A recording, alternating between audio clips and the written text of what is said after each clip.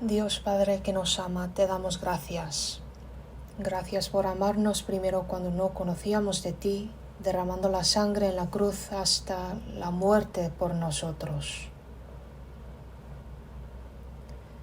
Hemos recibido la salvación a través de escuchar la palabra del Evangelio del Señor y vivimos con la esperanza viva de ir al cielo. Te damos gracias por darnos esta oportunidad de escuchar la palabra para los recién salvos. Ayúdanos para que las palabras que aprendemos hoy se queden grabados en nuestro corazón y que podamos guardar esta fe y transmitir tu Evangelio hasta que vuelvas. Solo confiamos en el Espíritu Santo desde el principio hasta el fin de la palabra de hoy. Hemos orado en el nombre de Jesucristo que nos ama. Amén. Busquemos San Juan capítulo 21.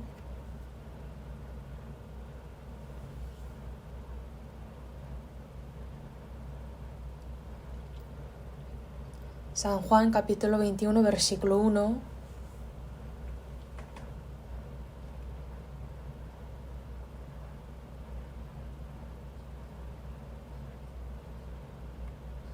San Juan capítulo 21 versículo 1, se los leo. Después de esto, Jesús se manifestó otra vez a sus discípulos junto al mar de Tiberias y se manifestó de esta manera.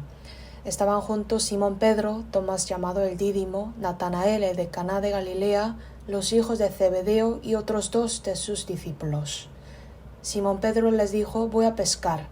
Ellos le dijeron: vamos nosotros también contigo. Fueron y entraron en una barca y aquella noche no pescaron nada.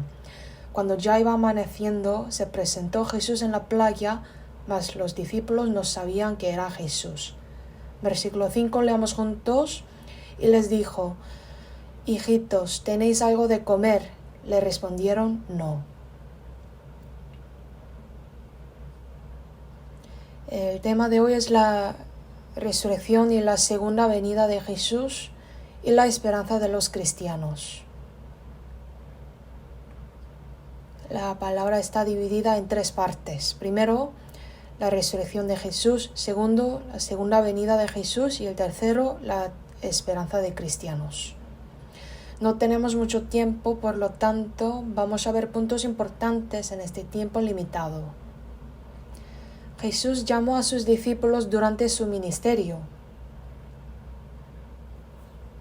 Los llamó como pescadores de hombres. Os haré pescadores de hombres. Generalmente los pescadores se refieren a los que matan a los pescados vivos para ganar platos. Pero Jesús llamó a estas personas que no tenían esperanza e hizo que fueran pescadores de hombres. Les entregó el ministerio de salvar a las almas muertas y llevar al reino de Dios. Sus vidas cambiaron totalmente, ¿verdad? Una vida de matar los pescados se convirtió en una vida de salvar a las almas y guiarles a Dios. Y ese Jesús murió en la cruz. Los discípulos de Jesús se desanimaron y decepcionaron de gran manera. Es decir, todavía no creyeron en la promesa de Jesús completamente. Y ya Pedro dice, en lo que acabamos de leer: voy a pescar. Es decir, voy a hacer lo que hice en el pasado. Y otros discípulos también dijeron: vamos nosotros también contigo. Así se vuelve a ser como antes. Ellos fueron a pescar, pero no pescaron nada. Y cuando ya iba amaneciendo, se presentó Jesús en la playa y les dijo: hijitos, ¿tenéis algo de comer? No, dijeron. Entonces Jesús dijo: echad la red a la derecha de la barca. A través de esta palabra podemos saber que los que no saben de Jesús que se resucitó no tienen ninguna esperanza. Como que los discípulos no sabían de Jesús que se resucitó, pensaban que no tenía ninguna esperanza y empezaron a volver a ser como antes, volver a seguir el deseo carnal. Antes eran pescadores, ¿no? Si no saben de Jesús que se resucitó, no pueden saber la esperanza verdadera. Y los que no saben de Jesús que se resucitó viven una vida vana. Piénsenlo, ellos eran pescadores, eran expertos de pescar los pescados. Como que se reunían muchos pescadores, deben pescar muchos pescados, pero ellos no pescaron nada. Esto significa que si los hombres no se encuentran a Jesús que se resucitó, viven una vida vana. Por eso saber exactamente la resurrección de Jesús es muy importante. Tenemos que saber bien de la resurrección de Él para entender el ministerio de Jesús y también para vivir una vida fructuosa. Esto sería una vida valiosa. Seguimos de leer desde versículo 6. Él les dijo: echad la red a la derecha de la barca y hallaréis. Entonces la echaron y ya no la podían sacar por la gran cantidad de peces. Entonces aquel discípulo a quien Jesús amaba dijo a Pedro: es el Señor. Simón Pedro, cuando oyó que era el Señor, se ciñó la ropa porque se había despojado de ella y se echó al mar. Y los otros discípulos vinieron con la barca, arrastrando la red de peces, pues no distaban de tierra sino como 200 codos. Al descender a tierra, vieron brasas puestas y un pez encima de ellas y pana. Jesús les dijo: traed de los peces que acabáis de pescar. Versículo 11, leamos juntos. Subió Simón Pedro y sacó la red a tierra, llena de grandes peces, 153, y aun siendo tantos, la red no se rompió. Hizo un milagro asombroso, ¿no? Dijo Jesús: echad la red a la derecha de la barca. Los discípulos, que no podían pescar ni un solo pez, simplemente obedecieron las palabras de Jesús y echaron su red. Entonces capturaron tantos peces que ni siquiera pudieron sacarlos. Y cuando sacaron la red a tierra, había 153 peces. Después de ver a Jesús que se resucitó, ya obtuvieron enormes ingresos, pescaron muchos pescados. La razón por la que podían pescar muchos pescados era porque ellos vieron a Jesús que se resucitó y también obedecieron la palabra de Jesús que dijo: echad la red a la derecha. Y esta red estaba preparada también, ¿no? Si no hubiera existido la red o si la red no estuviera densa ni fuerte, entonces no habría pescado muchos pescados. Podían pescar muchos pescados porque primero vieron a Jesús que se resucitó y segundo, obedecieron la palabra de Jesús y tercero, una red fuerte estaba preparada y último, los discípulos se cooperaron. Si aplicamos esto en nuestra vida, pues nosotros somos pescadores de hombres, ¿no? Después de recibir la salvación, tenemos que vivir una vida de sacar a las almas como pescadores y guiarles a Dios. Para esta obra tenemos que saber bien de Jesús que se resucitó. Tenemos que vivir una vida de obedecer la palabra de Jesús. Y la red fuerte debe estar preparada y tenemos que ser colaboradores con un espíritu cooperativo. Desde versículo 15 se los leo. Cuando hubieron comido, Jesús dijo a Simón Pedro: Simón, hijo de Jonás, ¿me amas más que estos? Le respondió: sí, Señor, tú sabes que te amo. Él le dijo: apacienta mis corderos.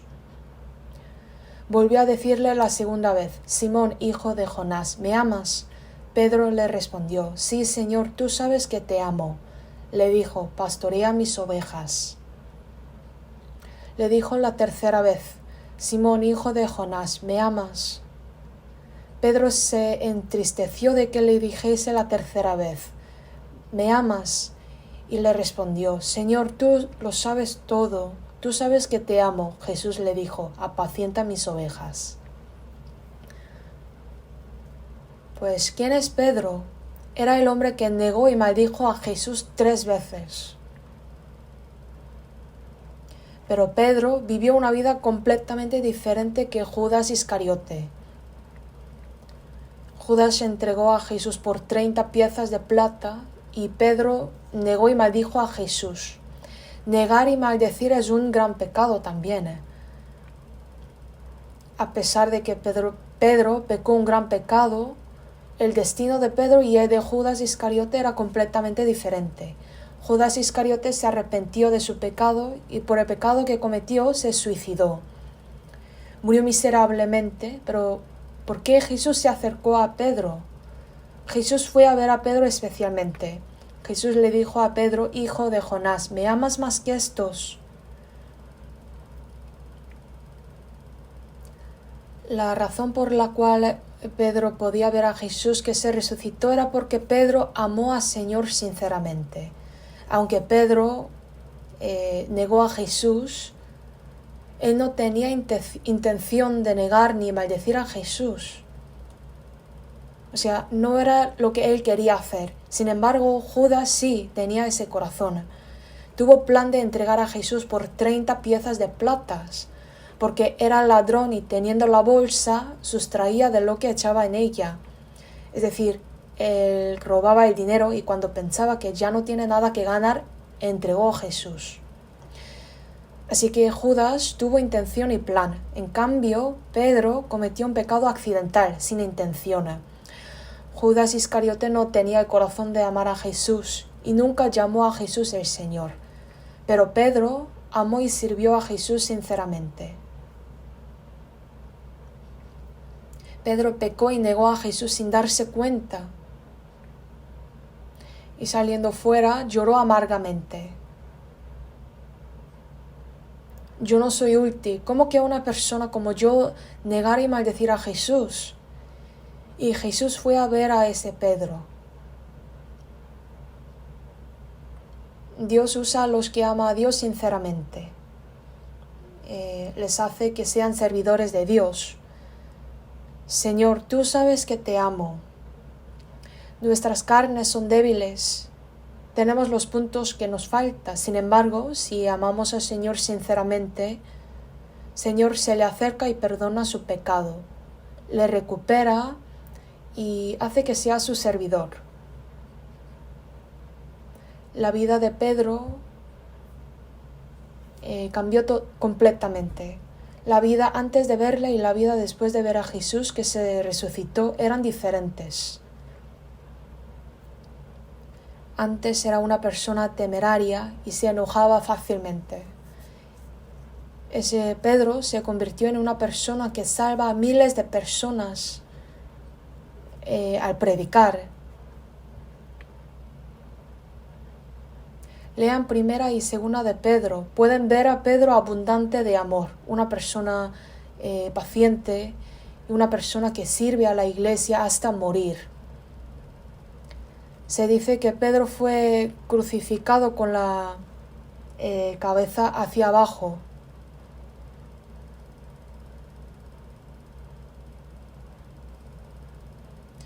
Creo que es el cumplimiento de un versículo en la Biblia.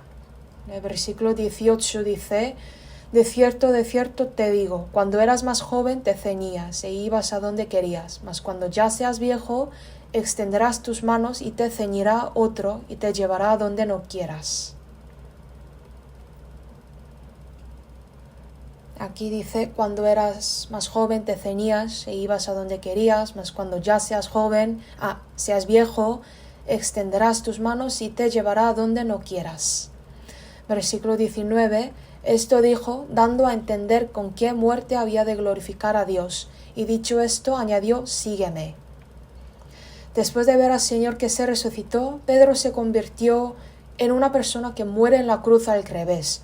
Se hizo un hombre fiel. Es un cambio milagroso, ¿no? Ver a Jesús resucitado, escuchar su voz y recibir su misión es algo muy importante. Había una persona que se llamaba Stanley Jones. Él era misionero en India y un día él tuvo oportunidad de hablar con un musulmán.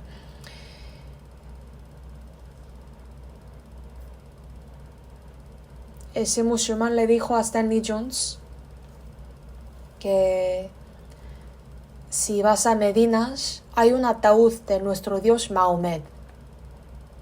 y todas las personas pueden ver y saber que Mahomet realmente existía. Así dijo. Entonces, misionero Stanley Jones dijo: sí, usted tiene razón, pero hay una cosa que usted no sabe.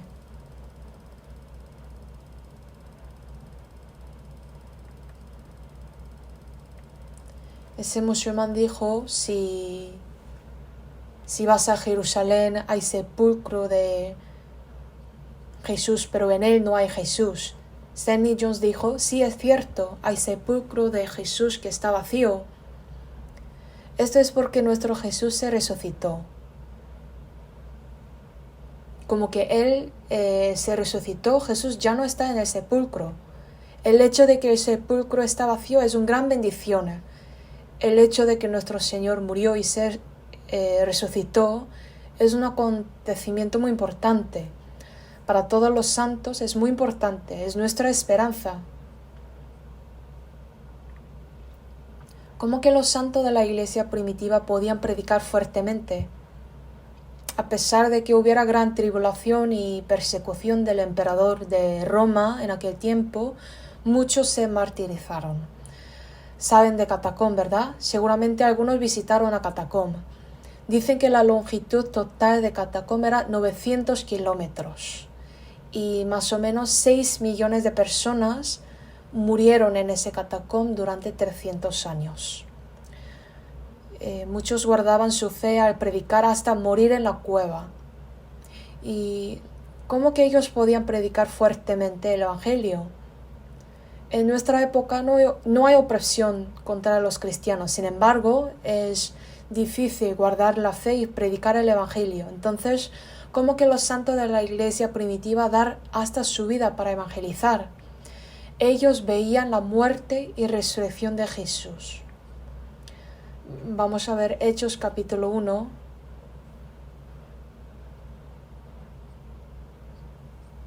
Versículo 3. Hechos capítulo 1, versículo 3. A quienes también, después de haber padecido, se presentó vivo con muchas pruebas indubitables, apareciéndoseles durante 40 días y hablándoles acerca del reino de Dios. Después de haber padecido, se les apareció durante 40 días, es decir, compartía comunión durante 40 días después de haber resucitado. Y versículo 9, y habiendo dicho estas cosas, viéndolo ellos, fue alzado y le recibió una nube que le ocultó de sus ojos. Y estando ellos con los ojos puestos en el cielo, entre tanto que él se iba, y aquí se pusieron junto a ellos 2 varones con vestiduras blancas, los cuales también les dijeron: varones galileos, ¿por qué estáis mirando al cielo? Este mismo Jesús, que ha sido tomado de vosotros al cielo, así vendrá como le habéis visto ir al cielo. Después de que Jesús murió en la cruz, se resucitó y se les apareció durante 40 días. Compartía comunión y fue alzado ante los discípulos. La muerte y la resurrección y la ascensión de Jesús. Estos serán gran prueba y consolación, y gran motivo a la hora de evangelizar para los santos de aquel tiempo, porque ellos vieron la muerte y resurrección de Jesús, compartieron comunión con Él, y Jesús ascendió ante los ojos de ellos. Vieron estos, por eso ellos podían predicar el Evangelio hasta morir. Hechos capítulo 4, versículo 1 dice: hablando ellos al pueblo, vinieron sobre ellos los sacerdotes con el jefe de la guardia del templo y los saduceos, resentidos de que enseñasen al pueblo y anunciasen en Jesús la resurrección de entre los muertos. Y les echaron mano y los pusieron en la cárcel hasta el día siguiente, porque era ya tarde. En el versículo 1 salen los sacerdotes. Ellos eran los religiosos en aquel tiempo. Los que perseguían a los cristianos no eran incrédulos, sino los religiosos. Estaban resentidos de que anunciasen en Jesús la resurrección de entre los muertos. Aquí podemos saber que el Evangelio no es solamente anunciar Jesús que murió por los pecados de nosotros, sino también anunciar la resurrección de entre los muertos de Jesús. La muerte de Jesús es la muerte de nuestros pecados. La resurrección de Jesús significa que nosotros vamos a vivir de nuevo como nuestro Señor. Los sacerdotes no querían que anunciasen este evangelio, por eso les pusieron en la cárcel. El versículo 18 dice, y llamándoles, les intimaron que en ninguna manera hablasen ni enseñasen en el nombre de Jesús. Mas Pedro y Juan respondieron diciéndoles, juzgad si es justo delante de Dios obedecer a vosotros antes que a Dios, porque no podemos dejar de decir lo que hemos visto y oído. No solamente Pedro y Juan, sino también muchos apóstoles y discípulos predicaron con denuedo. En ninguna manera hablasen ni enseñasen en el nombre de Jesús, y si no, echaremos en la cárcel. Pero Pedro y Juan dijeron, no podemos dejar de decir lo que hemos visto y oído. ¿Por qué? Porque ellos han visto y han oído la voz y su promesa, vieron la resurrección de Jesús. Por eso podían perseverar ante cualquier amenaza. Podían predicar el Evangelio hasta morir. Y nosotros también padecemos muchas aflicciones y persecuciones. A la hora de evangelizar encontramos aflicciones y persecuciones en nuestro tiempo también. A veces esas aflicciones vienen de nuestra familia. A veces somos humillados y sufrimos una pérdida. Sin embargo, podemos seguir este camino con fuerza porque tenemos una esperanza firme que Jesús murió en la cruz, que se resucitó y ascendió al cielo y viene de nuevo. No hemos visto con nuestros ojos y oídos con nuestras orejas, pero lo hemos visto en la palabra de Dios. No podemos dejar de decir lo que hemos visto y oído. Los que piensan así pueden vivir una vida con fuerza y una gran vida. Entonces, ¿qué significa la resurrección de Jesús a nosotros? La resurrección de Jesús es importante por dos razones. Primero vamos a leer Hechos capítulo 17, versículo 31.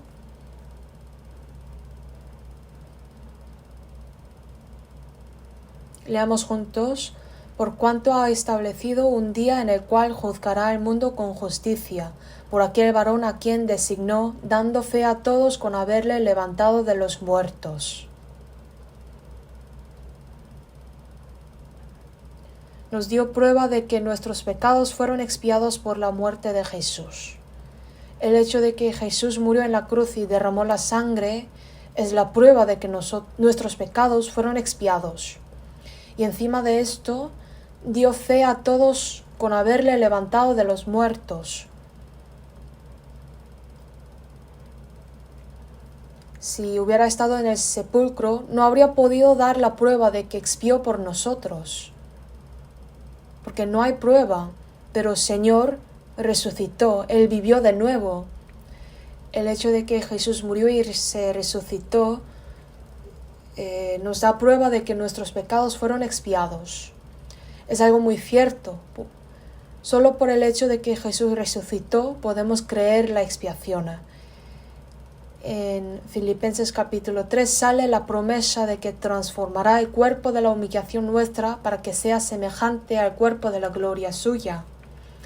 La resurrección del Señor cambia nuestro cuerpo de la humillación, nuestra carne débil. Si vamos al cielo con este cuerpo lleno de pecado, no estaríamos felices. Aún viviendo en este mundo, nos encontramos nuestras debilidades cada día. No tenemos que pecar, pero a veces pecamos y vamos por otro camino, por la tentación. Nuestra carne es tan débil. Y también somos débiles ante las enfermedades. Los hombres mueren ante las enfermedades. Tenemos este cuerpo tan débil y transformará el cuerpo de la humillación para que sea semejante al cuerpo de la gloria suya. La resurrección del Señor da prueba de la resurrección de los cristianos. Como que el Señor resucitó, sabemos de que cambiaremos como Señor y entraremos a su reino. Después de la resurrección, los discípulos que tuvieron miedo cerraron la puerta y escondieron. Y Jesús pasó la puerta teniendo la forma santa y se mostró ante los discípulos. Y dijo, no temáis, la paz sea con vosotros. Mostró las manos clavados y dijo, la paz sea con vosotros. Jesús que resucitó tuvo el cuerpo espiritual que podía pasar la puerta y pared. Tendremos el cuerpo espiritual como Señor cuando vayamos al reino de Dios. Tendremos el cuerpo sin pecado, sin enfermedad, sin envejecimiento ni muerto cuando vayamos al cielo. Por esta razón, la resurrección de Jesús es un gran acontecimiento. Hay muchas palabras que hablan de la promesa del Señor que vendrá de nuevo después de su resurrección y ascensión al cielo. Busquemos Apocalipsis capítulo 22, versículo 7.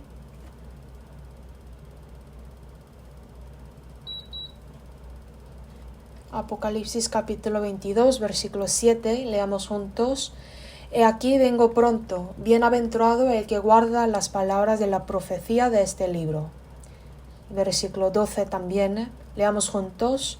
He aquí yo vengo pronto y mi galardón conmigo, para recompensar a cada uno según sea su obra. Versículo 20, leamos juntos. El que da testimonio de estas cosas dice, ciertamente vengo en breve. Amén, sí, ven, Señor Jesús.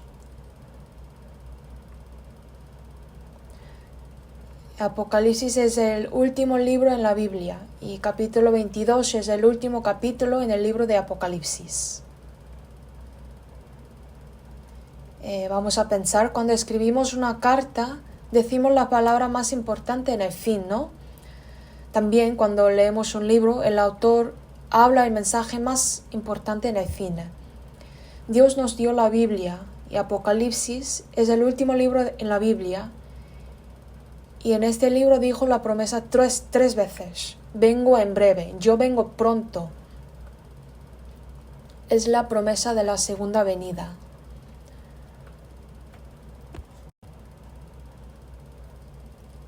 La Biblia constituye en dos partes, el Antiguo Testamento y el Nuevo Testamento.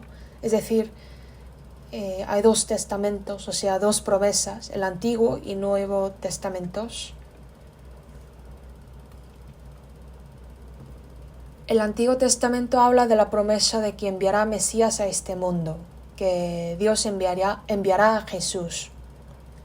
Según esa promesa, vino Jesús e hizo muchas cosas. Esto sale en el Nuevo Testamento. Entre muchas promesas que Jesús dio, lo más importante es la promesa de la segunda venida de Jesús.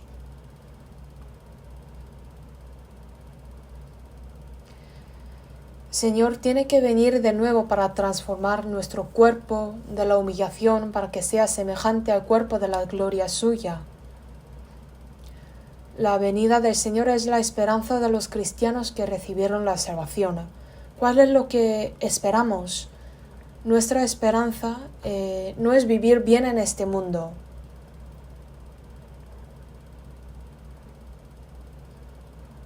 Esperamos en el día de entrar al cielo. Esto es nuestra esperanza. En el Antiguo Testamento hay más de 300 versículos que profetizan sobre la primera venida de Jesús. Y los versículos que hablan de la segunda venida de Jesús salen más de 2000 veces en total, juntando el Antiguo y el Nuevo Testamento de la Biblia. La profecía de la primera venida de Jesús, que sale 300 veces, cumplió perfectamente. La segunda venida, que sale más que la primera venida, cumplirá seguramente también. Entonces, ¿cuándo vendrá el Señor? Tenemos que saber el tiempo y prepararlo, ¿no? Busquemos San Lucas capítulo 12, desde versículo 35. San Lucas 12, versículo 35. Estén ceñidos vuestros lomos y vuestras lámparas encendidas. Y vosotros sed semejantes a hombres que aguardan a que su Señor regrese de las bodas, para que cuando llegue y llame le abran enseguida. Bienaventurados aquellos siervos a los cuales su Señor, cuando venga, halle velando. De cierto os digo que se ceñirá, y hará que se sienten a la mesa y vendrá a servirles. Y aunque venga a la segunda vigilia, y aunque venga a la tercera vigilia, si lo hallare así, bienaventurados son aquellos siervos. Pero sabed esto, que si supiere el padre de familia a qué hora el ladrón había de venir, velaría ciertamente y no dejaría minar su casa. Vosotros pues también estad preparados, porque a la hora que no penséis el Hijo del Hombre vendrá. Aunque venga a la segunda vigilia y aunque venga a la tercera vigilia, los judíos se casan por la tarde o por la noche. Por eso aquí dice que su Señor regrese de las bodas, aunque venga a la segunda vigilia o la tercera vigilia. En Roma se dividen las noches en 4 vigilias. Aquí la segunda vigilia significa desde las 9 de la noche hasta las 12 de la mañana.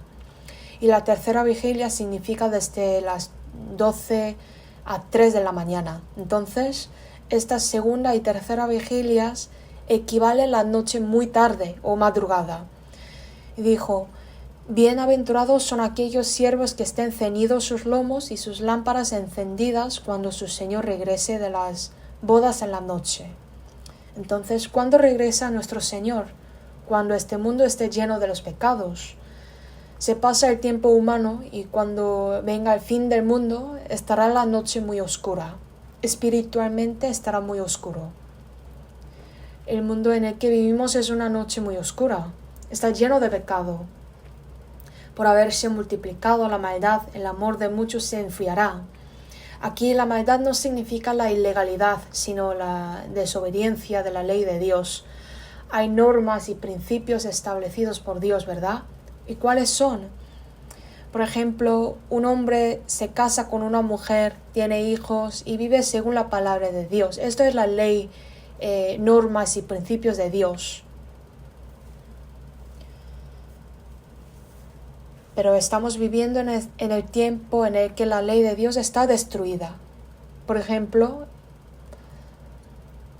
el matrimonio homosexual es muy común en estos días. Se casan entre los gays y lesbianas. Ya es legal el matrimonio igualitario. Por eso la gente piensa que esto no es contradictorio con la ley. Como que ya es legal, no tiene ningún problema, que esto es normal. Así los países lo garantizaban por la ley. Abandonó la ley de Dios completamente. Esto es ilegal. Encima de esto,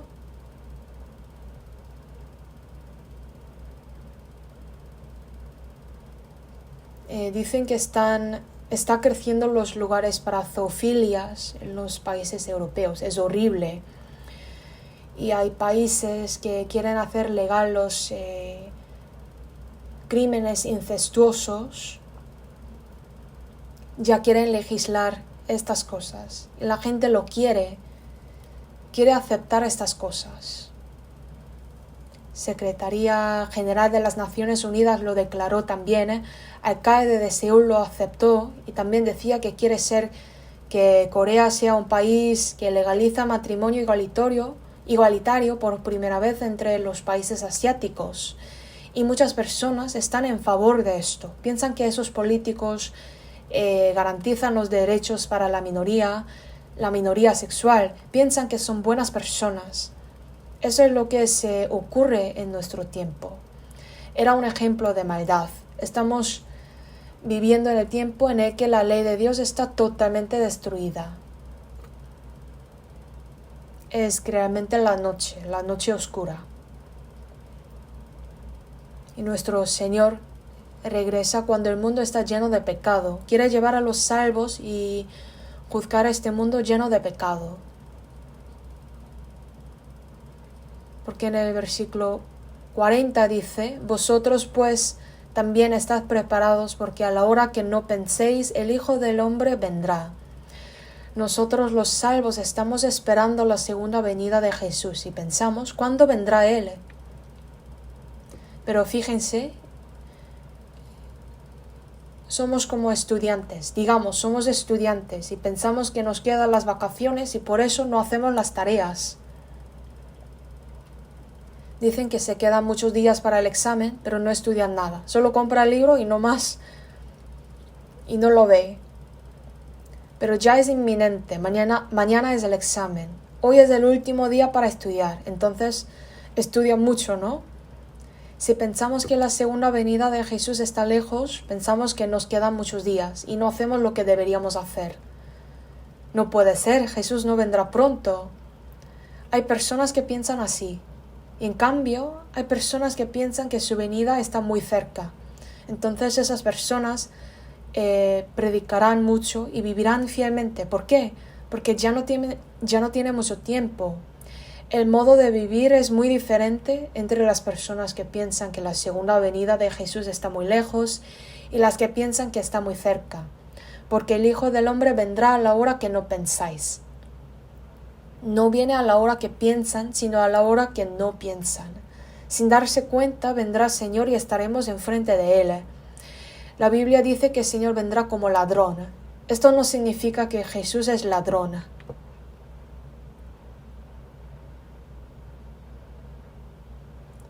¿Un ladrón avisa antes de su llegada? Claro que no, ¿verdad? ¿Un ladrón viene en la noche o en el día? ¿Cómo piensan? Normalmente vendrá en la noche, ¿verdad? ¿Y cuál es lo que él roba? ¿Él viene para robar fregona, por ejemplo? ¿O para robar joyas y dineros? Claro que roba cosas que valen mucho, ¿no? Como joyas y dineros, las cosas más preciosas en la casa. El Señor viene como ladrón. ¿Y cuál es la cosa más preciosa en este mundo? Es cristiano, nosotros los salvos. ¿Y por qué viene el Señor? Para llevar a nosotros, los salvos. Y también viene para juzgar a los que rechazan su palabra hasta el fin. Versículo 35 dice, estén ceñidos vuestros lomos y vuestras lámparas encendidas. Tenemos que estar ceñidos nuestros lomos. Los judíos se vestían de vestido, una ropa así larga. Este tipo de ropa no es bueno para trabajar, por eso estaban ceñidos, ceñir los lomos. Los de alto puesto ceñían los pechos, pero cuando venga Jesús por segunda vez, estamos ceñidos los pechos. Pero cuando vino Jesús por primera vez, estaba ceñido el lomo. Nosotros vivimos en este mundo en la forma de siervo que padece. Por esta razón estamos ceñidos nuestros lomos. Es la forma de los trabajadores. Los cristianos tienen que estar ceñidos nuestros lomos. Estar ceñido significa una vida de peregrino. El pueblo de Israel vivió una vida cautivada en Egipto por 400 años. Después de la Pascua, Dios dijo, ceñidos vuestros lomos, vuestro calzado en vuestros pies y vuestro bordón en vuestra mano, y lo comeréis apresuradamente. ¿Y por qué? Porque cuando llega el tiempo, tiene que irse así enseguida. Por eso tenemos que estar ceñidos en este mundo. Estar ceñidos significa una vida de peregrino. Somos extranjeros y peregrinos en este mundo.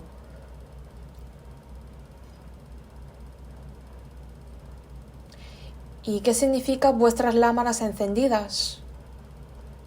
En el tabernáculo había un altar, el incienso, una mesa y un arca de oro.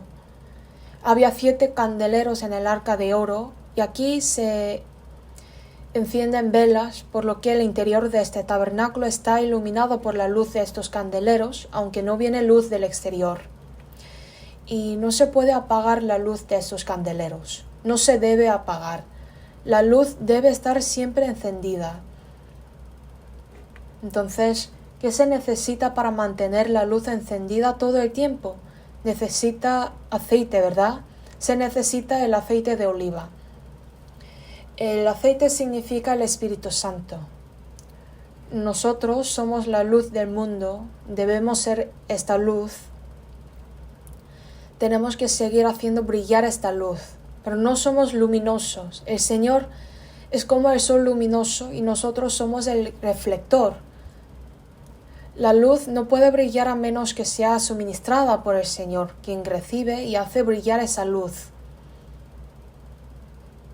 Brillamos al recibir el poder del Espíritu Santo. Una vez que el Espíritu Santo viene, por supuesto, nos sale, pero la Biblia dice, no apaguéis al Espíritu. Esto no significa que si no continuamos recibiendo el suministro del Espíritu Santo, el Espíritu Santo desaparece o se apaga, sino que se apaga la llama del Espíritu Santo.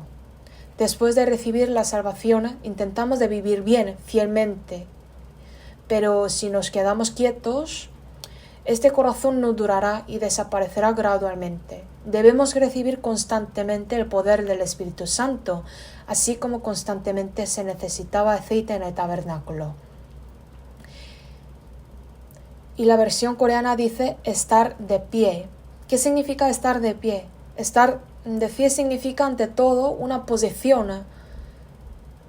Un cristiano salvo debe estar ante el Señor. Tiene que permanecer en la posición a la que el Señor se ha llamado. Busquemos 1 Corintios capítulo 7, versículo 17. 1 Corintios capítulo 7, versículo 17, leamos juntos. Pero cada uno como el Señor le repartió, y como Dios llamó a cada uno, así haga. Esto ordeno en todas las iglesias. Versículo 20, también leamos juntos. Cada uno en el estado en que fue llamado, en él se quede. Versículo 24, leamos juntos. Cada uno, hermanos, en el estado en que fue llamado, así permanezca para con Dios. En el estado en que fue llamado, así permanezca para con Dios. Es decir, hay un estado de cada uno de nosotros que recibimos la salvación. Puede ser salvo en una familia incrédula y también puede ser salvo en una familia cristiana. Uno recibió la salvación en su trabajo, pero allí no hay salvos, solo personas que lo persiguen. Habrá una variedad de situaciones, pero no mueva el lugar diciendo que es difícil guardar la fe o es difícil difundir el Evangelio aquí. No debería moverse pensando que aquí hay persecución por predicar el Evangelio, así que no puedo estar aquí. En el estado en que fue llamado, así permanezca para con Dios. Hay una razón por la que el Señor me llamó en donde estoy ubicado. Él salvó a un cristiano de una familia no creyente. Aunque uno era de una familia religiosa, lo salvó de personas que no eran salvos. Entonces lo llamó porque tenía algo que hacer ahí. Es necesario confiar más en el Señor, soportarlo con fe y si el Señor realmente quiere, permanecer ahí hasta que el Señor lo mueva. Esto significa estar en el estado en que fue llamado. También hay dos grandes posiciones, una física y otra espiritual. Una posición física significa, por ejemplo, antes de ser salvo, no vivía como un padre. Hay algunos que son un poco irresponsables y otros que no cuidan de sus familias. Igualmente, una madre que no vivía como una madre recibió la salvación. Fueron salvos en esta situación cuando cometieron pecados y desconfiaban unos de otros. Estar en el estado en que fue llamado significa regresar a la posición de padre o madre. Si uno recibe la salvación, tiene que vivir una vida cristiana haciendo lo que debería hacer, es decir, regresar a su posición original. Tiene que ser padre como padre, madre como madre, marido como marido, esposa como esposa y niño como niño. Esto es normal, es mantener la posición física, carnal. Solo manteniendo su posición carnal podrá mantener su posición espiritual ante Dios también. La posición espiritual está dentro de la iglesia. Por eso venir a la iglesia los domingos es para mantener su posición. Deben venir a escuchar la palabra del miércoles, las reuniones de distrito, ir a las reuniones de grupo. Esto es mantener su posición. Tiene que estar en un lugar donde debería estar para recibir recibir los alimentos.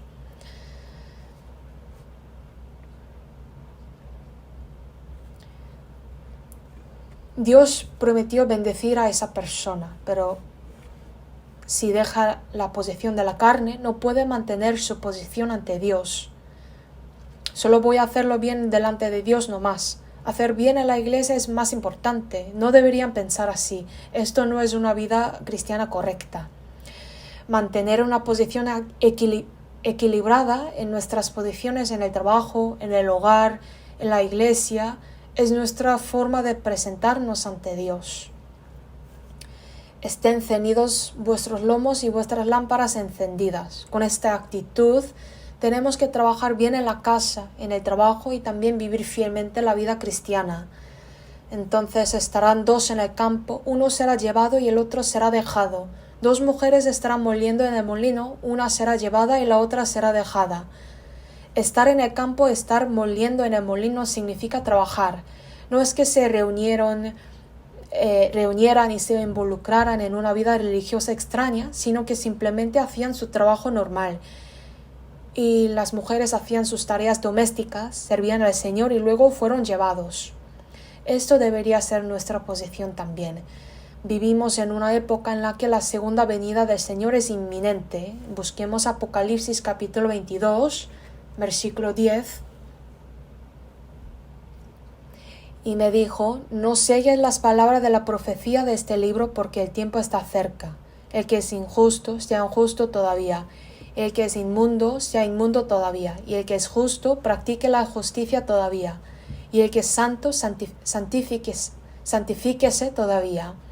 Y aquí yo vengo pronto y mi galardón conmigo, para recompensar a cada uno según sea su obra. Yo soy el alfa y la omega, el principio y el fin, el primero y el último. Aquí dice, no selles las palabras de la profecía de este libro.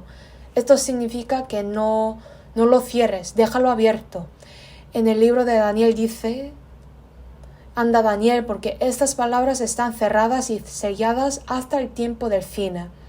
Es porque en ese tiempo aún no se han cumplido todas las profecías de Dios. Y Daniel no entendió lo que esto significaba. Y en el Apocalipsis capítulo 22 dice, no selles las palabras de la profecía de este libro. ¿Por qué? Porque en nuestro tiempo todas las profecías de Dios se cumplen. No queda ni una sola palabra sin cumplir. Vivimos en la última era. Ya nuestro Señor vendrá pronto. Versículo 11 dice, el que es injusto sea injusto todavía. El que es inmundo sea inmundo todavía. El que es justo practique la justicia todavía. El que es santo, santifíquese todavía. Esto no significa, supongo que deberíamos dejar en paz a los que cometen pecados y dejar en paz a los que no son salvos. Esta palabra significa que cuando llegue la última época, cuando venga el Señor, este pueblo será completamente dividido en dos. Entonces, aquellos que son salvos, que realmente buscan una vida santa, y aquellos que no lo son, viven una vida injusta. El que es injusto sea injusto todavía, y el que es justo practique la justicia todavía, y el que es santo santifíquese todavía. Significa que los cristianos salvos deben mantener una vida santa, no siguen al mundo ni se parecen al mundo.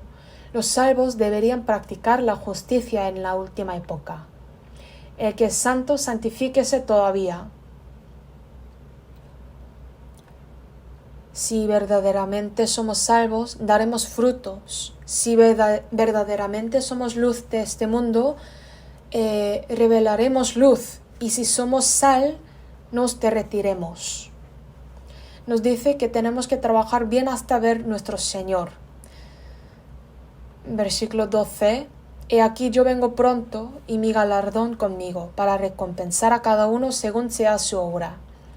Si uno piensa que el día de su venida está tan cerca, el Señor vendrá y me recompensará.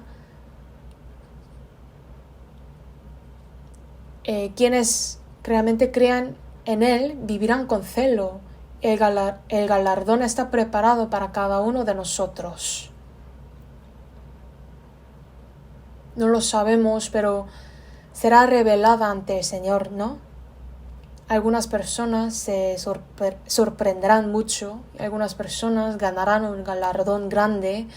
Tenemos que recibir muchos galardones ante el Señor. Y la resurrección del Señor, la segunda venida del Señor y la vida esperando la segunda venida de Él es una vida de esperanza. Es la esperanza de los cristianos. ¿Cuál es nuestra esperanza? Busquemos Primera de Pedro.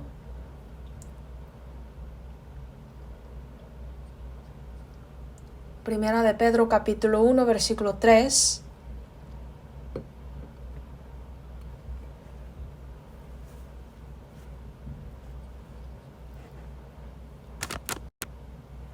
Bendito el Dios y Padre de nuestro Señor Jesucristo, que según su grande misericordia nos hizo renacer para una esperanza viva por la resurrección de Jesucristo de los muertos, para una herencia incorruptible, incontaminada e inmarcesible, reservada en los cielos para vosotros. Aquí dice, nos hizo renacer por la resurrección de Jesucristo de los muertos, y nos dio una esperanza viva que está en el cielo.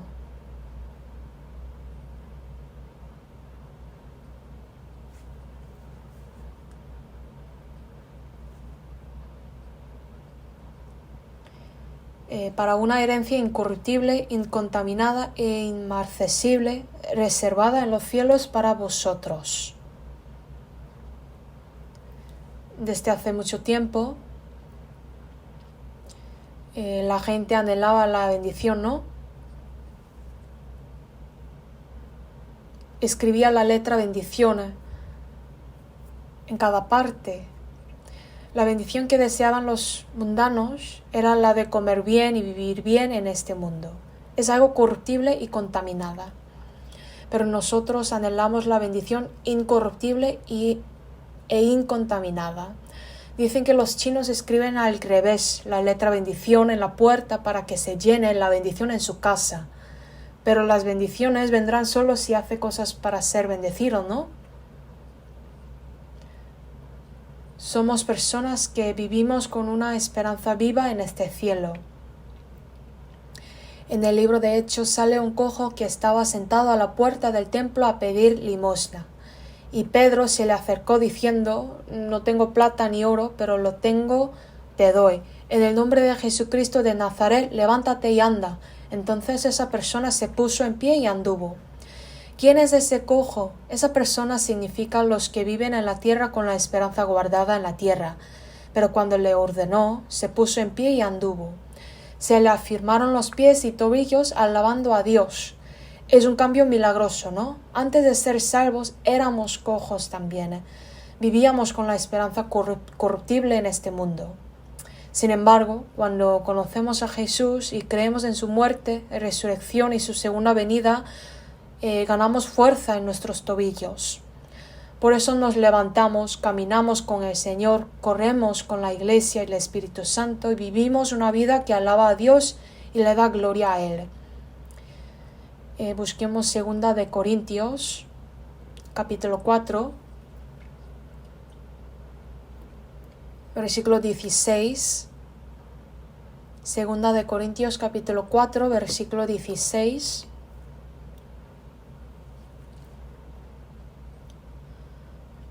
Por tanto no desmayamos, antes aunque nuestro hombre exterior se va desgastando, el interior no obstante se renueva de día en día, porque esta leve tribulación momentánea produce en nosotros un cada vez más excelente y eterno peso de gloria, no mirando nosotros las cosas que se ven, sino las cosas que no se ven, pues las cosas que se ven son temporales, pero las que no se ven son eternas. Seguramente los que tienen más de 50, 60 o 70 años aquí estarán de acuerdo con este versículo. Me voy envejeciendo, así me siento cada día. Nuestro hombre exterior se va desgastando, pero los salvos, aunque nuestro hombre exterior se va desgastando, el interior no obstante se renueva de día en día. Los deseos de una mujer de 80 años son mucho más grandes y claros que los de un hombre de 20. ¿Y eso por qué? Porque su cuerpo está tan agotado que realmente ya no hay esperanza en el mundo, solo espera la venida del Señor. Entonces, ¿qué deberíamos mirar y vivir en nuestras vidas? No es una vida mirando lo visible, sino una vida mirando lo invisible. Una vida que mira lo eterno. Esa vida es una vida de esperanza. Entonces, ¿cuál es nuestra esperanza? El día que el Señor regrese, seremos transformados en su forma gloriosa e iremos al reino del Señor. Espero que el Señor venga pronto, espero ir pronto al reino del Señor. Quiere deshacerse de este cuerpo viejo, enfermo y pecaminoso y vivir con mucha bondad y pasión. Estamos muy agradecidos cuando pensamos en quitarnos este cuerpo e ir al reino del Señor y disfrutar de la gloria y gozo con Él, ¿verdad? Esta es nuestra esperanza. Es una esperanza viva que está en el cielo. Vivimos con esta esperanza. Mientras viviendo en este mundo, a veces nuestra esperanza puede desvanecerse. Este mensaje fue grabado en la pared del campo de concentración judío. Creo que hay un sol incluso cuando no brilla. Creo que hay amor incluso cuando no puedo sentirlo. Creo que incluso cuando Dios calla, todavía hay un Dios detrás del silencio. Esos judíos sufrieron mucho y murieron en ese campo, pero eran un pueblo que creía en Dios. Aunque Dios calla, nosotros creemos que Dios que está detrás del silencio. Los judíos creyeron esto, entonces nosotros los salvos deberíamos confiar en Dios más. A veces en nuestras vidas parece que el Señor guarda silencio. Estoy sufriendo así tanto, pero ¿por qué Dios no está conmigo? ¿Por qué no viene aunque lo clamo? ¿Por qué no escucha mi oración? Aunque parezca que está en silencio, debemos creer que nuestro Señor está detrás de ese silencio. Y también busquemos Salmo 119.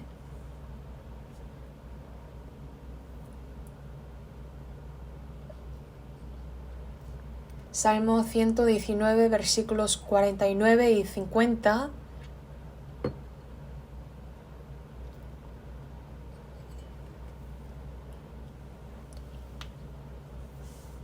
Y 50 leamos juntos. Acuérdate de la palabra dada a tu siervo, en la cual me has hecho esperar.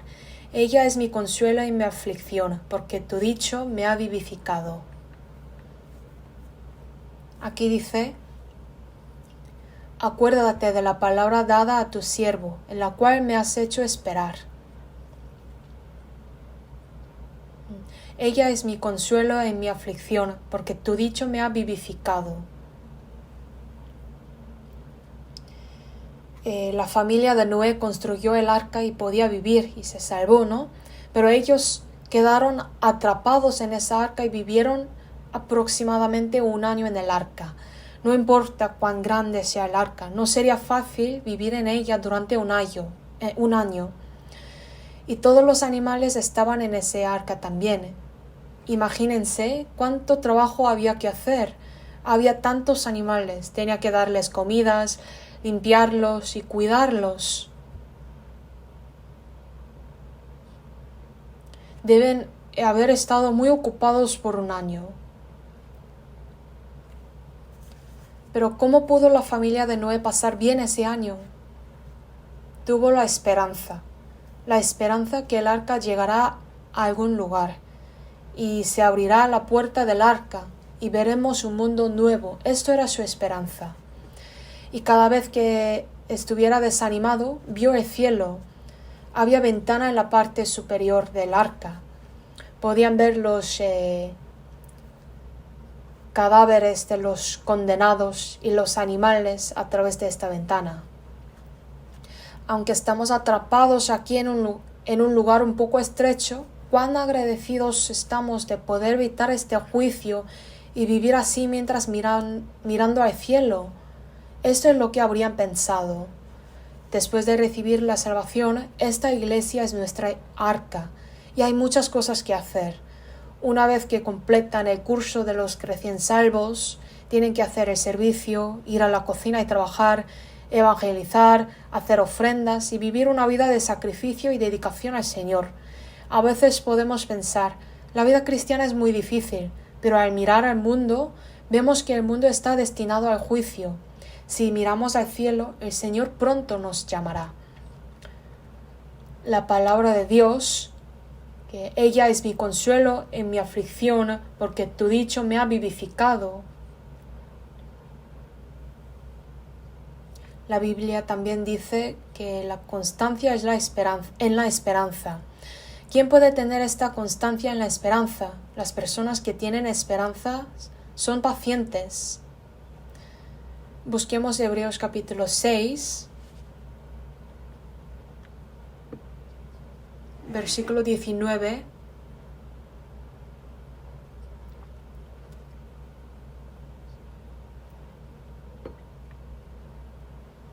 Leamos juntos, la cual tenemos como segura y firme ancla del alma y que penetra hasta dentro del velo.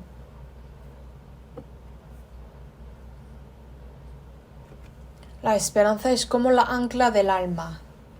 El barco es mecido por las olas del mar, pero si echa el ancla, se queda quieto. Nuestra esperanza es esta ancla del alma, es tan segura y firme. La esperanza es inquebrantable. Digamos que hay un hijo que fue a su casa de vacaciones y vio que su padre estaba arando el campo. Entonces, para ayudar a su padre, le dijo, papá, lo haré por ti. Así que en lugar de su padre, este hijo ara los campos con el buey. En el pasado se usaban los bueyes para arar los campos, ¿no? El campo que aró su padre era tan recto, pero cuando el hijo lo intentó, seguía tropezándose. Mi hijo, mira el objetivo frente a ti y vea por ello. Y ahora el hijo mira hacia el banco que está enfrente de él, y había un buey en ese banco. Ese buey, que no se queda quieto, movía continuamente. El hijo se movía también. Papá, no me va bien. Mi hijo, no establezcas tu objetivo en algo que se mueve, sino algo que no se mueve. Y el hijo vio un árbol frente a él. Era un árbol grande que no se mueve. Fijando en ese árbol, podía seguir arando el campo bien. Nuestra esperanza es así, no es una esperanza que se mueve. Algo que se mueve no puede ser una esperanza. Las esperanzas de los mundanos son incompletas. Tienen esperanzas en el dinero, esperanzas en la fama, en las cosas materiales o en la popularidad, pero dicen que este dinero se va volando. No pongas tus esperanzas en la riqueza, dice. No deberíamos poner nuestra esperanza en la belleza, fama o conocimiento mundano, porque todo desaparece. Lo que nunca se desaparece es nuestra esperanza, la esperanza de que el Señor venga otra vez, la esperanza de que el Señor nos transforme en una forma gloriosa, la esperanza de vivir para siempre en el reino de Dios. Esta esperanza no desaparecerá. Si vivimos con esa esperanza como la meta de nuestra vida, podemos vivir una vida segura y firme. Y últimamente, busquemos Primera de Pedro, capítulo 3, versículos 15 y 16.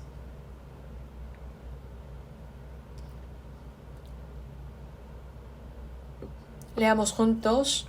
Sino santificad a Dios el Señor en vuestros corazones, y estad siempre preparados para presentar defensa con mansedumbre y reverencia ante todo el que os demande razón de la esperanza que hay en vosotros, teniendo buena conciencia, para que en lo que murmuran de vosotros como de malhechores, sean avergonzados los que calumnian vuestra buena conducta en Cristo.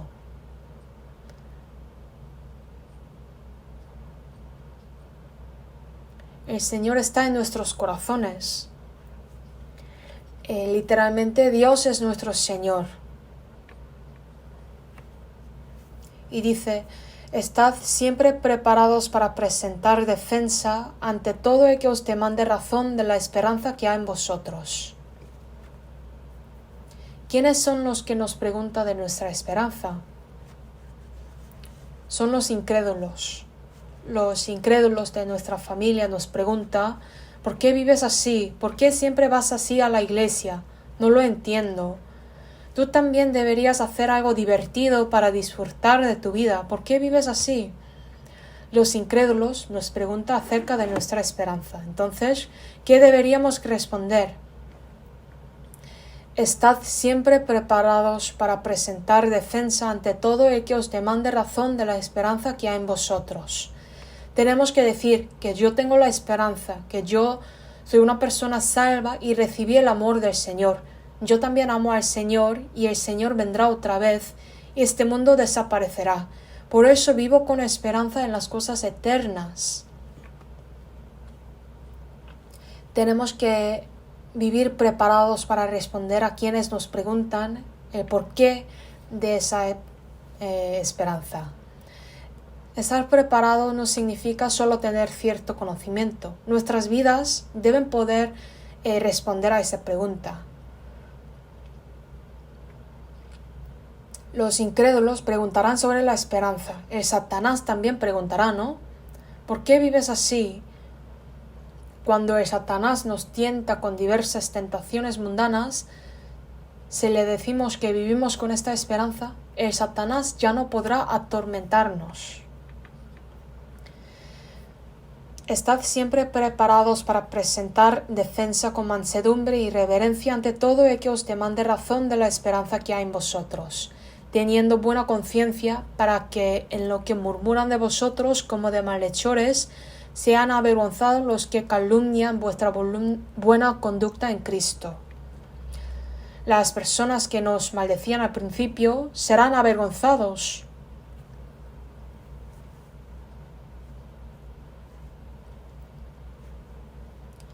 ¿Crees de verdad? Yo también quiero creer como tú. De hecho, hablar de las razones de nuestras esperanzas es en sí el Evangelio. Nuestra vida debe mostrar la esperanza. Nuestro modo de vivir debe mostrar nuestra esperanza y nuestras palabras deben mostrar la esperanza también. Esto es el Evangelio. Es un testimonio de nuestro Señor. La gente puede murmurar de nosotros al principio, pero se sentirán avergonzados y luego querrán ser como nosotros. Pienso que hoy hablé un poco más rápido de lo habitual porque tenía que terminar la palabra dentro de 1 hora. Tenía prisa porque había muchas cosas que decir. Hoy aprendimos sobre la muerte, la resurrección, la ascensión y la segunda venida de Jesús y la esperanza de los cristianos. Si estas palabras están guardadas en nuestro corazón, creo que serán un gran consuelo para nosotros y una gran fortaleza en nuestra vida cristiana. Oremos y terminemos. Dios Padre, te damos gracias. Gracias por salvarnos y darnos la promesa. Esperamos la promesa del Señor que venga nuevamente.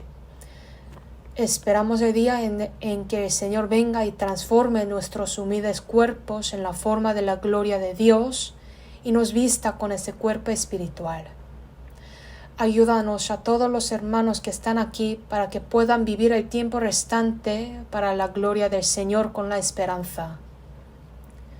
Por favor, haznos preciosos servidores de tu palabra y realiza muchas obras de ti a través de nosotros. Por el resto de nuestras vidas, dependemos completamente de la mano misericordiosa del Señor. Oremos en el nombre de Jesucristo que nos ama. Amén.